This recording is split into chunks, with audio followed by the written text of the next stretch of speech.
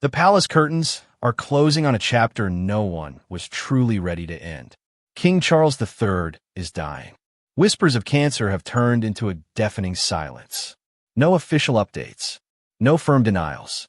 Just a frail man hidden from public view, battling a disease that's eating him alive. And in this moment of national uncertainty, something impossible just happened. William and Harry, two brothers torn apart by grief, fame, betrayal, and pride, are suddenly back in the same room. But this isn't a fairy tale reconciliation. This is a reckoning. The monarchy is unraveling. And now, as one king slips away, the future of the crown hangs between two estranged princes, one who stayed and one who ran. When Charles finally ascended to the throne in 2022, at 73, he was meant to be a placeholder king, a steady bridge between the iron reign of Elizabeth II and the modern monarchy promised through William. But even that modest vision is now crumbling. His reign began with tradition, pomp, and carefully measured appearances. But behind the scenes, his health was quietly deteriorating. The palace framed it as routine. Minor issues, treatment plans. But those close to him saw the shift, his face paler, his frame shrinking, his energy fading. By early 2025, Charles had all but vanished. Rumors turned into dread. One insider bluntly said, "The king is no longer ruling. He's surviving." And then, there's the Real storm, William and Harry. The rift between them isn't recent, it's generational. Born into duty and expectation, their paths were never truly aligned. William, the heir, groomed from birth to carry the burden of the crown.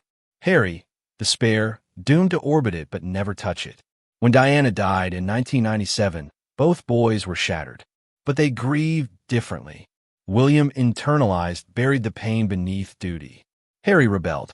Meghan didn't cause the rupture. She revealed it.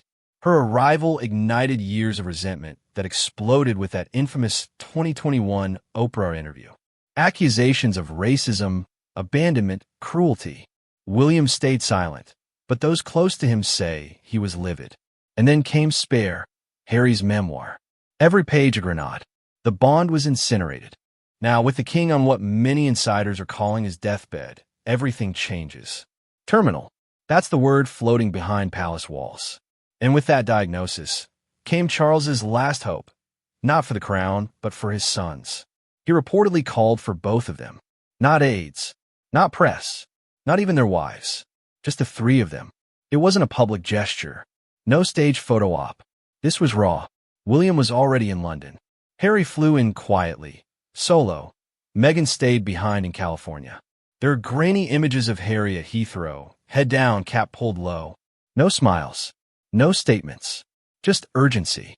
The meeting took place at Clarence House. Staff were sworn to secrecy, but leaks always find their way out. William and Harry arrived separately. Security was tight. The room they entered was quiet, dim. Charles was reportedly bedridden, lucid only in flashes. William stood by his father's side, stern, composed. Harry different, emotional, distant. Witnesses say the brothers sat in silence for minutes before speaking. Then the voices rose, soft at first, then sharp.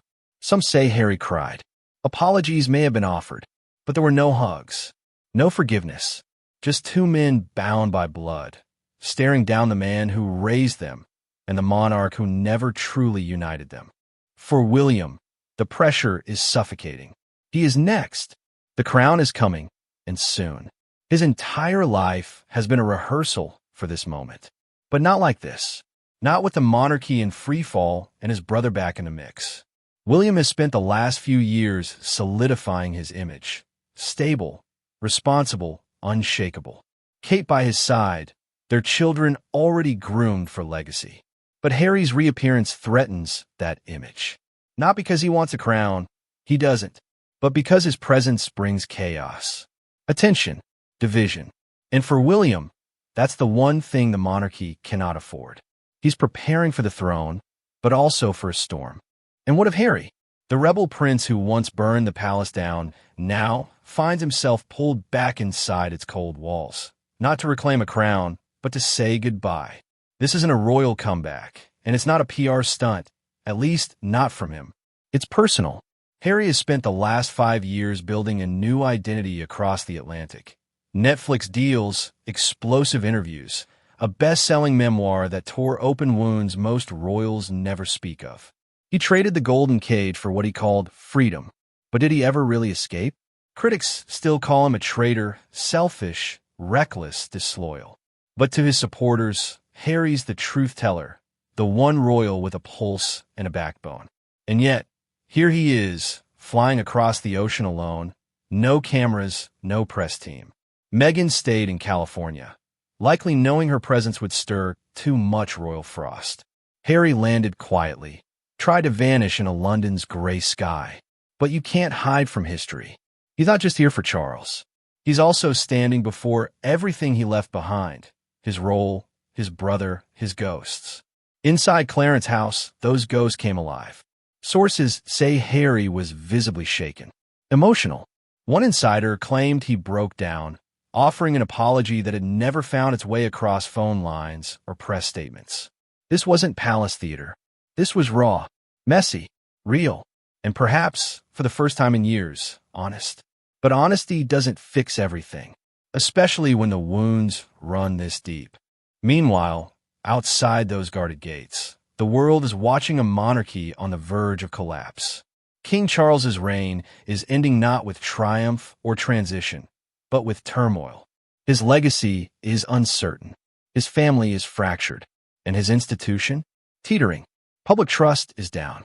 Scandals, from Prince Andrew's disgrace to Charles's own questionable decisions, have worn away at the royal sheen. The Commonwealth is restless. Australia is flirting with a republic, and Canada's loyalty wavers with each generation. Even in the UK, more and more young people are asking, do we still need this? Charles was supposed to be the healer, the man who would guide the monarchy through its modern reckoning. But instead, he inherited a wounded system, and now he's leaving it in the hands of sons who can barely look each other in the eye. And that makes Harry's return so dangerously symbolic. To the public, it either signals a new chapter or the final page. His presence is a wild card. Will it be the glue that holds the monarchy together, or the spark that burns it all down? And for William, the burden has multiplied. He's not just preparing to become king. He's preparing to lead during an identity crisis, where one wrong step could unravel centuries of tradition. Does he pull Harry back in, or shut him out forever? The world is asking, but the answer may be more complicated than even the crown can bear. April 2025. One hospital room, 3 men, a king too weak to speak, a brother hardened by duty, a rebel torn by regret. They sat together for what might be the final time. No cameras, no press releases, just the silent weight of everything left unsaid. It wasn't a reconciliation. It wasn't closure. It was something in between, fragile, temporary, and deeply human. William left first, stone-faced. Harry followed quietly. No headlines, no waves, just history echoing in the corridors of Clarence House. King Charles lingers, but not for long. Hospice care has reportedly begun. Doctors say it's a matter of weeks, maybe days. And what happens after? The future is a coin flip. The monarchy itself stands at a crossroads. William's destiny is clear, but is the public still willing to follow him? Harry's return was never about duty, but does it signal a second chance? Or just a final goodbye? A united front could heal the institution. A new rift could destroy it. All we know is this. In a single room, during a single moment, the future of the crown balanced on the breath of a dying king and the silence of 2 princes who once promised never to become enemies. Because sometimes history doesn't move with thunder. Sometimes it changes in a whisper. Thank you for watching.